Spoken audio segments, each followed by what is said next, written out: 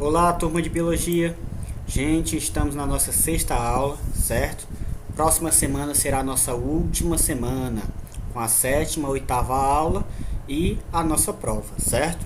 Como eu venho falando para vocês desde o início, e toda aula eu falo isso, é muito importante que vocês leiam a apostila, resolvam as questões, tirem as dúvidas, certo? É muito importante esse processo, para que vocês façam uma boa prova e consigam a aprovação, certo?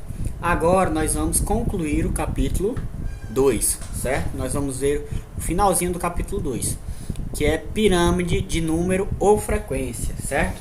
Vocês vão poder acompanhar aí a leitura na página 15. Vamos lá. Considerando um campo que apresenta a seguinte cadeia alimentar. Um campo aberto, certo, gente? Que lá nesse campo tenha capim, que tenha ratos que comam o capim, que tenha cobras que comam os ratos e que tenha gaviões que comam as cobras, certo? Vamos levar em consideração essa seguinte cadeia alimentar. Qual desses componentes existe em maior quantidade? É uma boa pergunta, né? Ao longo de um ano, são necessários muitos pés de capim para alimentar um rato e vários ratos para alimentar uma cobra. Um gavião diminui a cada nível trófico de cadeia alimentar. Podemos representar o número individual de cada nível trófico por meio de um gráfico de barras, certo? Vocês vão acompanhar aí, gente, na figura 15A da página 16, certo? Vou abrir a apostila e acompanhar junto com vocês. Esses dados podem ser reorganizados de outra maneira, expressando as mesmas informações. Trata-se da pirâmide de número, construída com retângulos sobrepostos e centralizados, que apresentam a mesma altura, mas têm larguras proporcionais à quantidade de indivíduos de cada nível, certo? Olha lá, olha essa informação. Trata-se da pirâmide de número, construída com retângulos sobrepostos e centralizados, que apresentam a mesma altura, eles têm a mesma altura, mas têm larguras proporcionais à quantidade de indivíduos, certo, gente? Na a figura A, vocês podem olhar aí, ó, tem os níveis tróficos, né? Número de indivíduos, que são os produtores, consumidores primários, consumidores secundários, consumidores terciários e os consumidores quaternários. E na figura B, né, nós temos o contrário, né, do topo até descendo, que são os consumidores quaternários, os terciários, secundários, primários e os produtores, certo? O gráfico de barras, a altura de cada barra indica o número de indivíduos de cada nível trófico. Lá já na B, a representação dos mesmos dados de uma pirâmide de número, certo? A A é o nível trófico e a B é uma pirâmide de número. O retângulo da base sempre representa os produtores. Sobre ele, apoia-se o retângulo representativo dos consumidores primários, seguido do correspondente aos consumidores secundários, e assim sucessivamente. Dessa forma, em uma pirâmide ecológica, os organismos de um nível alimentam-se dos organismos do nível imediatamente abaixo. Certo, gente? Se o capim seria a nossa base, o rato ficaria em cima do capim, a cobra em cima do rato e o gavião no topo, certo? É por esse motivo que se diz que o leão é o rei da selva, né? É porque naquele contexto ali o leão é o topo da cadeia alimentar, certo? Avançando para a página 17, certo? Nós temos o seguinte, a figura A, a figura B novamente, certo? Vamos analisar uma outra pirâmide de números representados pela figura 16.2. Nessa figura está ao contrário, a pirâmide está invertida, não é isso? Ela indica que os consumidores não dispõem de alimento suficiente no ecossistema considerado.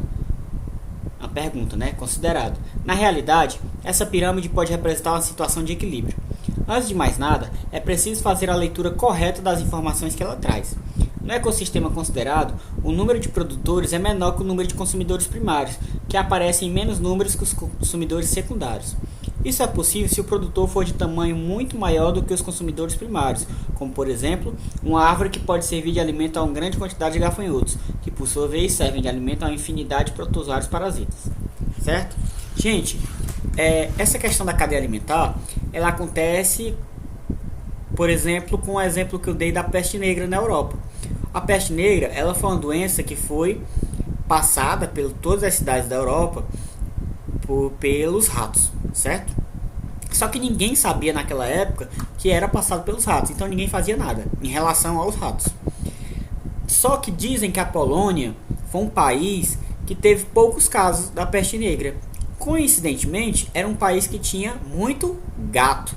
E o gato come o rato, não é isso? Então, assim, nesse caso específico, tinha muito rato. Entretanto, tinha mais gato, certo? Os gatos comeram os ratos e a doença desapareceu naquela região, certo? Pelo menos perdeu força. Isso acontece, gente, muito na natureza, esse desequilíbrio, certo? Muitas vezes acontecem incêndios, ou pela caça, ou por qualquer outro motivo, um determinado animal acaba desaparecendo do ecossistema, daquele ecossistema, certo? E isso causa um desequilíbrio, porque aquele animal é fonte de alimento para algum outro animal. Então, se você tira um, o outro vai sofrer com esse desaparecimento, certo? É muito importante frisar essa questão da pirâmide de número ou frequência, certo? Vamos lá para os nossos exercícios, certo? A primeira aí. O ponto final do fluxo direcional da energia no ecossistema está nos... O ponto final. Os produtores, consumidores primários, secundários, terciários ou os decompositores. Vocês podem acompanhar aí a resolução do exercício, certo? Na nossa página, a partir da página 17. Certo, gente? Aqui, ó, o ponto final do fluxo direcional da energia no ecossistema está nos decompositores. O ponto final, certo, gente? Ó, o indivíduo vai nascer, crescer, se reproduzir, vai morrer. Depois que ele morrer, vai ser os decompositores vão tomar de conta, certo? Então ele vai estar lá no final. Então a resposta correta da primeira é o item E, certo? Segunda questão. Analise a cadeia alimentar abaixo. O fitoplâncton, o zooplâncton, os peixes, a ração de galinha e o homem.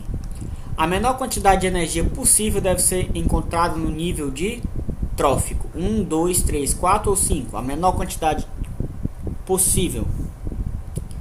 A menor quantidade de energia disponível deve ser encontrada no nível de trófico.